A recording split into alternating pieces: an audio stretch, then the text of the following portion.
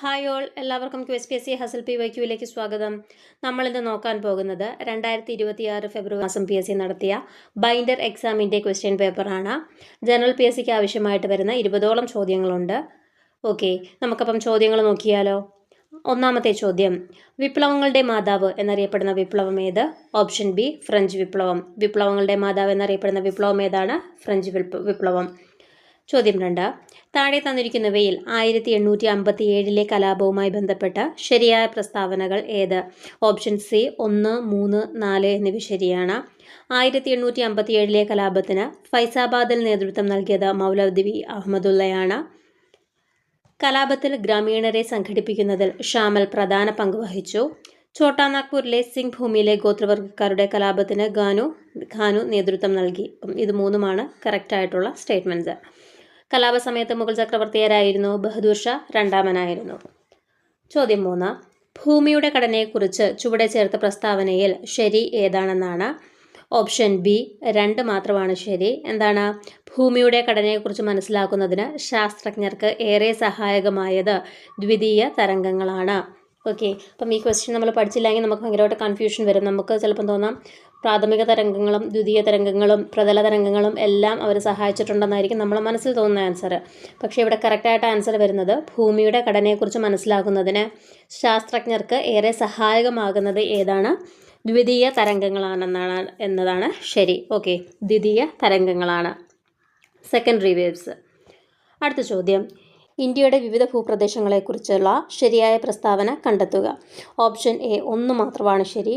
ഇന്ത്യയുടെ ഉത്തരപർവ്വതം ഒരു നിമഞ്ജന മേഖലയാണ്. ഇന്ത്യയുടെ ഉത്തരപർവ്വതം ഒരു നിമഞ്ജന മേഖലയാണ്. എന്താണ്? സബ്മർജൻ സോണാണ് ഇന്ത്യയുടെ ഉത്തരപർവ്വത മേഖല. ഓക്കെ, സബ്മർജ് ചെയ്ത് ഫോൾഡ് മൗണ്ടൻ ആണ് രൂപീകരിക്കപ്പെട്ടിരിക്കുന്നത്. അപ്പം ഇന്ത്യയുടെ ഉത്തരപർവ്വതം ഒരു നിമഞ്ജന മേഖലയാണ്.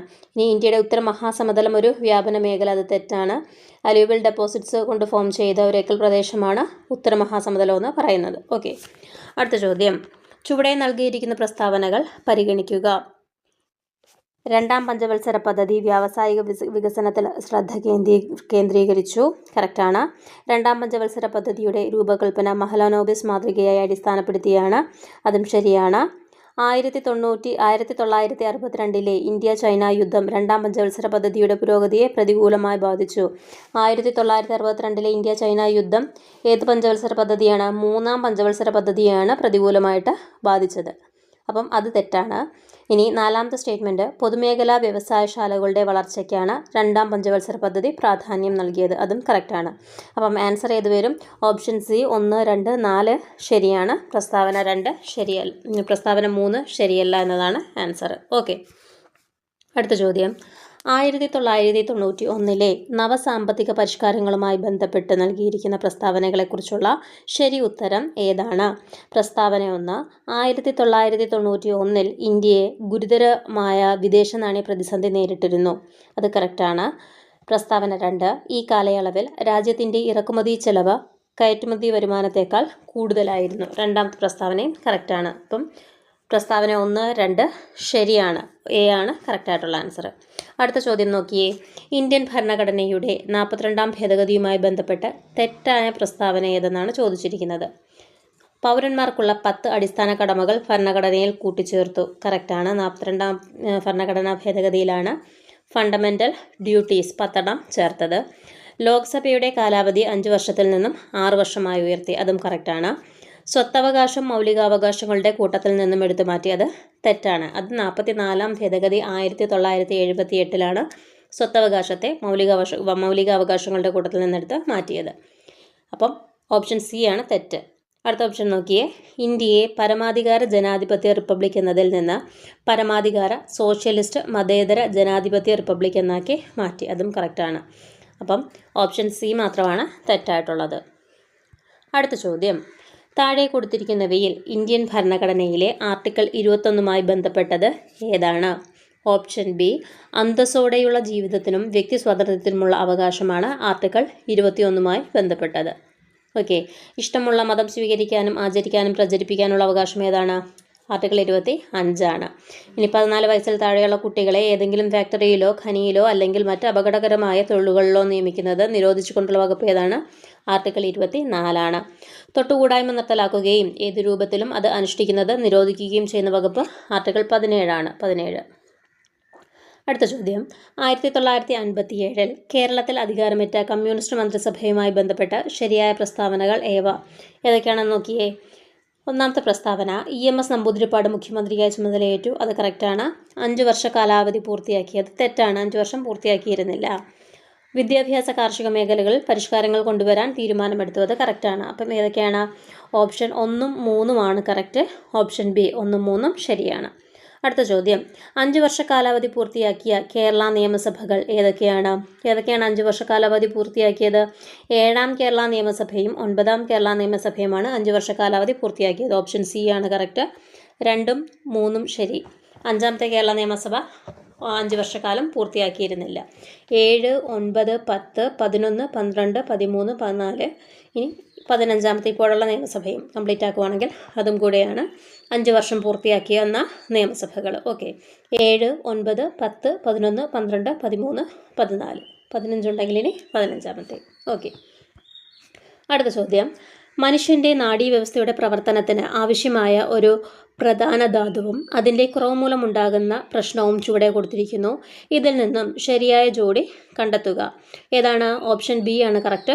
പൊട്ടാസ്യം പേശി വലിവ് എന്നുള്ളതാണ് കറക്റ്റ്. അയഡിൻ്റെ കുറവ് മൂലം എന്താണ് ഉണ്ടാകുന്നത്? ഗോയിറ്റർ ആണ് ഉണ്ടാകുന്നത് അല്ലേ? ഗോയിറ്റർ ആണ് ഉണ്ടാകുന്നത്. പൊട്ടാസ്യത്തിൻ്റെ കുറവ് മൂലം പേശി വലിവുണ്ടാകുന്നു. ഇരുമ്പിൻ്റെ കുറവ് മൂലമാണെങ്കിൽ അനീമിയ ഉണ്ടാകുന്നു. ഇനി സോഡിയത്തിൻ്റെ കുറവ് മൂലമാണെങ്കിൽ ഹൈപ്പോനാട്രീമിയ ഉണ്ടാകുന്നു. ഓക്കെ, ഹൈപ്പോനാട്രീമിയാണ് സോഡിയത്തിൻ്റെ കുറവ് മൂലം ഉണ്ടാകുന്നത്. അടുത്ത ചോദ്യം ആഗോളതാപനം നിയന്ത്രിക്കുന്നതിനുള്ള ഒരു പ്രധാന നടപടി എന്ന നിലയിൽ കേരളം ലക്ഷ്യമിടുന്ന പ്രധാന പരിസ്ഥിതി നേട്ടം താഴെ പറയുന്നവയിൽ ഏതാണ്? ഓപ്ഷൻ എ സംസ്ഥാനത്തെ കാർബൺ ന്യൂട്രലാക്കുക എന്നുള്ളതാണ്. ആഗോളതാപനം അഥവാ ഗ്ലോബൽ വാർമിംഗ് നിയന്ത്രിക്കുന്നതിനുള്ള ഒരു പ്രധാന നടപടി എന്ന നിലയിൽ കേരളം ലക്ഷ്യമിടുന്ന പ്രധാന പരിസ്ഥിതി നേട്ടം താഴെ പറയുന്നവയിൽ ഏതാണ്? സംസ്ഥാനത്തെ കാർബൺ ന്യൂട്രൽ ആക്കുക എന്നതാണ്. അടുത്ത ചോദ്യം 2025 ഫിസിക്സിന് നോബൽ സമ്മാനം ലഭിച്ചത് എന്തിൻ്റെ കണ്ടുപിടുത്തത്തിന് വേണ്ടിയിട്ടെന്നുള്ളതാണ്. എന്താണ്? Option B macroscopic quantum tunnelling സാധ്യമാണ് എന്ന് കണ്ടെത്തിയതിന്. മാക്രോസ്കോപ്പിക് ക്വാണ്ടം ടണലിംഗ് സാധ്യമാണ് എന്ന് കണ്ടെത്തിയതിനാണ് ഫിസിക്സിനുള്ള നോബൽ പ്രൈസ് കിട്ടിയത്. നോക്കിയേ, ചെറിയൊരു സ്പെല്ലിംഗ് മിസ്റ്റേക്ക് മാത്രമേ ഉള്ളൂ. മാക്രോസ്കോപ്പിക്കും മൈക്രോസ്കോപ്പിക്കും. അപ്പോൾ നമുക്ക് എക്സാം ഹാളിൽ നിന്ന് കൺഫ്യൂസ് ആവാൻ നല്ല ചാൻസാണ്. അപ്പം പഠിക്കുന്നത് ക്ലിയർ ആയിട്ട് പഠിച്ചു വച്ചിരിക്കുക. ഫിസിക്സിൻ്റെ മാക്രോസ്കോപ്പിക് ക്വാണ്ടം ടണലിംഗ് സാധ്യമായതിനാണ് നോബൽ കിട്ടിയത്. ആർക്കൊക്കെയാണ് കിട്ടിയത്? John Clarke, Michael H Devoret, John M Martinis. ഇവർക്ക് 3 പേർക്കുമാണ് 2025 ഫിസിക്സിനുള്ള നോബൽ പ്രൈസ് കിട്ടിയത്. ആർക്കൊക്കെയാണ്? John Clarke, Michael H Devoret, John M മാർട്ടിനസിനാണ് ഫിസിക്സിനുള്ള നോബൽ പ്രൈസ് കിട്ടിയത്. ഓക്കെ, എന്തിൻ്റെ കണ്ടുപിടുത്തത്തിനാണ്? മാക്രോസ്കോപ്പിക് ക്വാണ്ടം ടണലിംഗ് സാധ്യമാണ് എന്ന് കണ്ടെത്തിയതിന്. കെമിസ്ട്രിക്ക് ആർക്കായിരുന്നു കിട്ടിയത്? കെമിസ്ട്രിക്ക് മെറ്റാലിക് ഓർഗാനിക് ഫ്രെയിംവർക്കിൻ്റെ കണ്ടുപിടുത്തത്തിന് Omar M Yaghi, Susumu Kitagawa, Richard Robinson. ഇവർക്ക് 3 പേർക്കുമാണ് കെമിസ്ട്രിക്കുള്ള നോബൽ പ്രൈസ് കിട്ടിയത്. മെറ്റാലിക് ഓർഗാനിക് ഫ്രെയിംവർക്കിൻ്റെ കണ്ടുപിടുത്തത്തിന് Omar M Yaghi, Susumu Kitagawa, Richard Robinson എന്നിവർക്കാണ് കെമിസ്ട്രിക്ക് അവാർഡ് കിട്ടിയത്, നോബൽ കിട്ടിയത്. അടുത്ത ചോദ്യം ഒരു കോൺകേവ് മിററിൻ്റെ 18 സെൻറ്റിമീറ്റർ മുന്നിലായി ഒരു വസ്തു വെച്ചിരിക്കുന്നു. മിററിൻ്റെ റേഡിയസ് ഓഫ് കർവേച്ചർ 12 സെൻറ്റിമീറ്റർ ആണെങ്കിൽ പ്രതിബിംബത്തിൻ്റെ സ്വഭാവം എന്താണെന്നാണ് ചോദ്യം. ഓപ്ഷൻ ഡി 3ഉം 4ഉമാണ്. പ്രതിബിംബം എങ്ങനെയുള്ളതായിരിക്കും? ചെറുത്, യഥാർത്ഥമായത്, തലതിരിഞ്ഞത്. മിററിൽ നിന്നും 9 സെൻറ്റിമീറ്റർ ദൂരത്തിൽ വസ്തുവിൻ്റെ അതേ വശത്ത് ഉണ്ടാകുന്നു. അപ്പം പ്രതിബിംബം ചെറുതും യാഥാർത്ഥ്യമായിട്ടുള്ളതും തലതിരിഞ്ഞതുമായിരിക്കും. മിററിൽ നിന്നും 9 സെൻറ്റിമീറ്റർ ദൂരത്തിൽ വസ്തുവിൻ്റെ അതേ വശത്തായിരിക്കും കാണപ്പെടുക.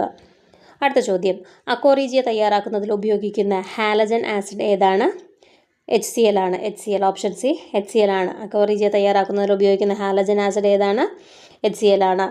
അടുത്ത ചോദ്യം ഭാവിയുടെ ലോഹമായ ടൈറ്റാനിയത്തിൻ്റെ അറ്റോമിക നമ്പർ എത്രയാണ്? Option B 22. ടൈറ്റാനിയത്തിൻ്റെ അറ്റോമിക നമ്പർ എത്രയാണ്? 22. താഴെ കൊടുത്തിരിക്കുന്നവയിൽ നിന്നും കേരളീയ നാടോടി ദൃശ്യകലകൾ മാത്രം ഉൾപ്പെടുന്ന ഗണങ്ങൾ കണ്ടെത്തുക. ഏതാണ് ആൻസർ? ഓപ്ഷൻ സി 1, 4 ആണ് കറക്റ്റ്. കേരളീയ നാടോടി ദൃശ്യകലകൾ ഏതൊക്കെയാണ്? മുടിയേറ്റ്, പടയണി, തെയ്യം, കാക്കാരശ്ശി നാടകം, അതുപോലെ തെയ്യം, മുടിയേറ്റ്, ഒപ്പന, കണ്ണിയാർകളി. ഏതൊക്കെയാണ്? മുടിയേറ്റ്, പടയണി, തെയ്യം, കാക്കാരേശി നാടകം, ഒപ്പന, കണ്ണിയാർകളി. ഇവയിത്രയുമാണ് നാടോടി ദൃശ്യകലകൾ. അടുത്ത ചോദ്യം, താഴെ കൊടുത്ത കവിത, കഥ, നോവൽ, നാടകം എന്നീ സാഹിത്യ വിഭാഗങ്ങളിലെ കൃതികളിൽ നിന്നും ശരിയായ ഗണങ്ങൾ കണ്ടെത്തുക. ഓക്കെ, ഓപ്ഷൻ ഡി ആണ് കറക്റ്റ്. 3ഉം 4ഉം ശരി. കവിത, കഥ, നോവൽ, നാടകം എന്നീ സാഹിത്യ വിഭാഗങ്ങളിലെ കൃതികളിൽ നിന്നും ശരിയായ ഗണങ്ങൾ ഏതൊക്കെയാണ്? മഞ്ഞ്, മരണ സർട്ടിഫിക്കറ്റ്, ഖസാക്കിൻ്റെ ഇതിഹാസം, ഇനി ഞാൻ ഉറങ്ങട്ടെ, അടുക്കളയിൽ നിന്ന് അരങ്ങത്തേക്ക്, പാട്ടബാക്കി, അശ്വമേധം, സാകേതം. ഈ 4 വിഭാഗവും വരുന്നത് ഏതാണെന്നാണ് ചോദ്യം. അപ്പം ഓപ്ഷൻ 3ഉം 4ഉം ആണ് കറക്റ്റായിട്ട് 4 വന്നിരിക്കുന്നത്. കഥയും കവിതയും നോവലും നാടകവും വന്നിരിക്കുന്നത് ഏതൊക്കെയാണ്? മഞ്ഞ്, മരണ സർട്ടിഫിക്കറ്റ്, ഖസാക്കിൻ്റെ ഇതിഹാസം, ഇനി ഞാൻ ഉറങ്ങട്ടെ, അടുക്കളയിൽ നിന്ന് അരങ്ങത്തേക്ക്, പാട്ടബാക്കി, അശ്വമേധം, സാകേതം. ഓക്കെ, അടുത്ത ചോദ്യം, താഴെ പറയുന്നവയിൽ ഏതാണ് ഇൻപുട്ട് ഉപകരണങ്ങളിൽ ഉൾപ്പെടാത്തത്? ഏതാണ്? ഓപ്ഷൻ സി മോണിറ്ററാണ്. മോണിറ്റർ ഒരു ഔട്ട്പുട്ട് ഉപകരണമാണ്. ഇൻപുട്ടിനകത്ത് വരുന്നതാണ് കീബോർഡ്, മൗസ്, സ്കാനർ. അടുത്ത ചോദ്യം, താഴെ പറയുന്നവയിൽ ഏതാണ് സെർച്ച് എഞ്ചിൻ? സെർച്ച് എഞ്ചിൻ ഏതാണ്? ഗൂഗിളാണ്. ഗൂഗിൾ. ഓപ്ഷൻ ബി ഗൂഗിളാണ്. ബാക്കി എന്താണ്? വെബ് ബ്രൗസേഴ്സാണ് അല്ലേ? സഫാരിയും മൈക്രോസോഫ്റ്റ് എഡ്ജൊക്കെ വെബ് ബ്രൗസേഴ്സാണ്. അപ്പം ഇത്രയുമാണ് നമുക്ക് ആവശ്യമായിട്ടുള്ള ക്വസ്റ്റ്യൻസ്. ഓക്കെ, നിങ്ങൾക്ക് ക്വസ്റ്റ്യൻ പേപ്പർ വർക്കൗട്ട് ഇഷ്ടപ്പെട്ടെങ്കിൽ ഒന്ന് ലൈക്ക് ചെയ്യുക, ചാനലൊന്ന് സബ്സ്ക്രൈബ് ചെയ്ത് സപ്പോർട്ട് ചെയ്യുക. അതുപോലെ നമ്മുടെ ചാനലിൽ SCRT ക്ലാസ്സസ് നടന്നു വരുന്നുണ്ട്. 5th സ്റ്റാൻഡേർഡ് കംപ്ലീറ്റ് ആയിട്ടുണ്ട്. 6th സ്റ്റാൻഡേർഡ് ബേസിക് സയൻസും കംപ്ലീറ്റ് ആയിട്ടുണ്ട്. ഇനി സോഷ്യൽ സ്റ്റഡീസ് തുടങ്ങുകയാണ്. ഓക്കെ, അപ്പം കണ്ടിട്ടില്ലാത്തവർ അതൊക്കെ കയറി കണ്ടു നോക്കുക. PYQ വർക്കൗട്ട് എല്ലാം കയറി കണ്ടു നോക്കുക. ഓക്കെ, നിങ്ങൾക്ക് തീർച്ചയായിട്ടും ഉപകാരപ്പെടും. Okay, thank you all.